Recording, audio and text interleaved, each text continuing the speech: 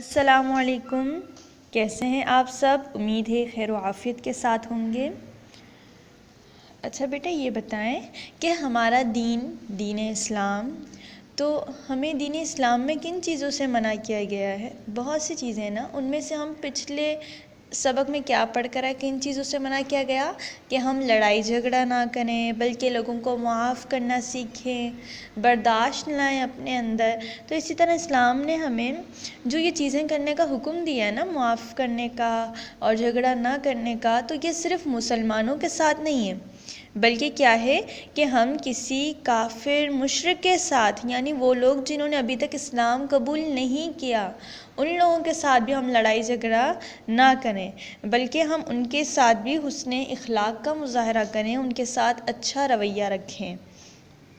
تو اگر ہم کسی غیر مسلم کو، یعنی کہ وہ لوگ جو اب تک مسلمان نہیں ہوئے ہیں، انہیں تنگ نہ کریں، ان کو ان کے مذہب پر عمل کرنے کی مکمل اجازت دے دینا، کیونکہ ہمارا ملک تو اسلامی ملک ہے، ٹھیک ہے الحمدللہ۔ تو اگر ہم اسلامی ملک کے اندر رہتے ہوئے بھی کافروں کو، مشرکوں کو تنگ نہ کریں، ان کو ان کی جو مذہبی رسومات ہوتی ہیں، جس طرح ہماری کون سی رسومات ہوتی ہیں، ہماری مذہبی رسومات کیا ہے؟ عید ہے، رمضان، اس طرح اگر ان کی بھی جو ہوتی ہیں نا، جیسے کہ کچھ لوگ کرسمس مناتے ہیں، کچھ ہولی، دیوالی، تو اس طرح کی جو رسومات اگر انہیں عمل کرنے دیا جائے پورا آزادی کے ساتھ، تو اس عمل کو بیٹا کہتے ہیں رواداری۔ اس عمل کو کیا کہتے ہیں؟ رواداری۔ تو آج جو ہمارا سبق ہے، سبق نمبر 4، اس کا نام ہے رواداری، ٹھیک ہے؟ تو آپ اپنی بک کا پیج نمبر 68 کھولیے، سبق رواداری، ٹھیک ہے؟ تو سب سے پہلے ہم سبق رواداری کے اہم الفاظ پڑھیں گے۔ تو سب سے پہلا لفظ دیکھیں بیٹا، کیا لکھا ہوا ہے؟ جزیہ۔ کیا لکھا ہوا ہے؟ پڑھیں آپ، جزیہ۔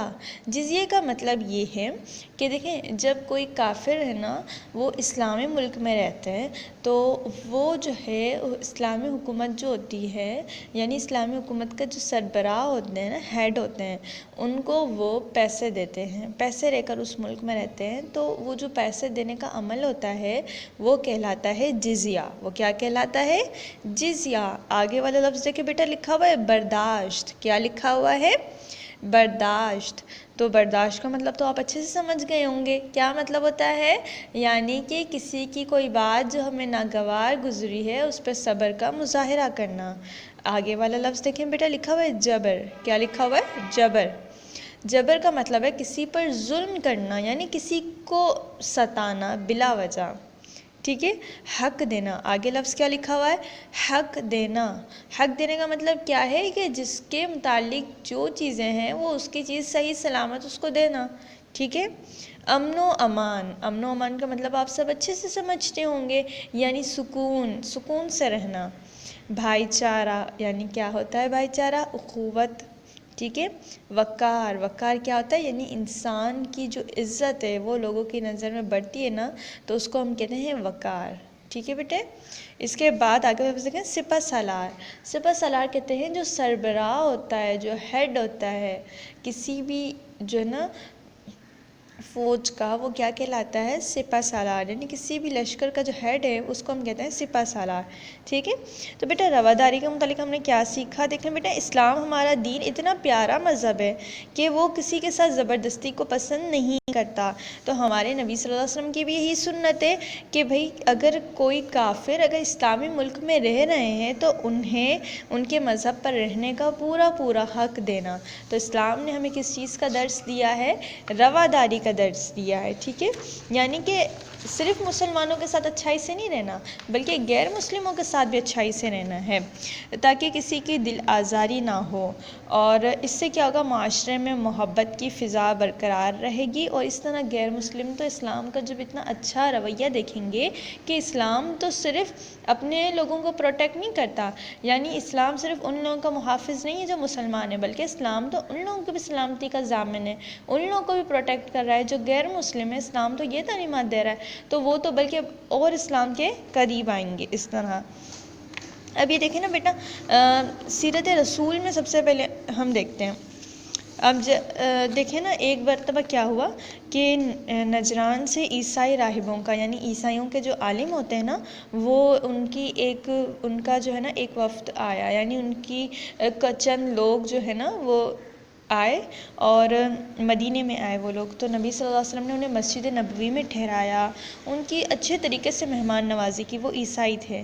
پھر نبی صلی اللہ علیہ وسلم نے ان کو اسلام کی دعوت دی، لیکن انہوں نے اس وقت اسلام قبول نہیں کیا، انہوں نے انکار کر دیا اسلام قبول کرنے سے. تو پھر نبی صلی اللہ علیہ وسلم نے مسجد نبوی میں ان کے مذہب کے مطابق عبادت کرنے کی اجازت ان کو دے دی. تو بیٹا نبی صلی اللہ علیہ وسلم نے انہیں ان کے مذہب کے مطابق عبادت کرنے کی اجازت دے دی، اور کہ وہ بعد میں اسلام قبول کر لیں.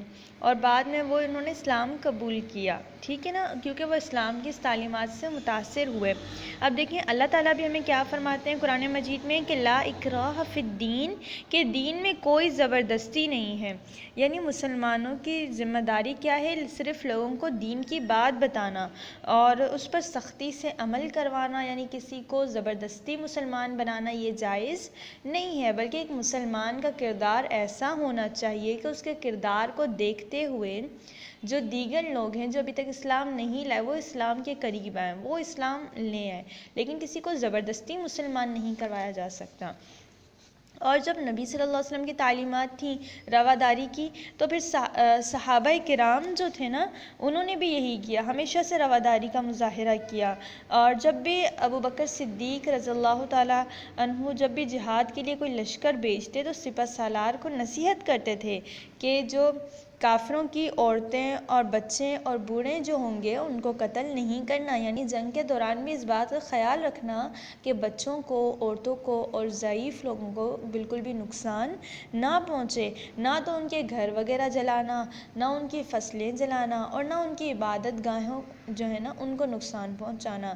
یعنی دین اسلام جو ہے وہ رواداری میں کتنا، دیکھیں کہ کتنے اچھے طریقے سے مظاہرہ کر رہا ہے کہ بھئی کسی کو اس طرح کی تکلیف نہ دینا.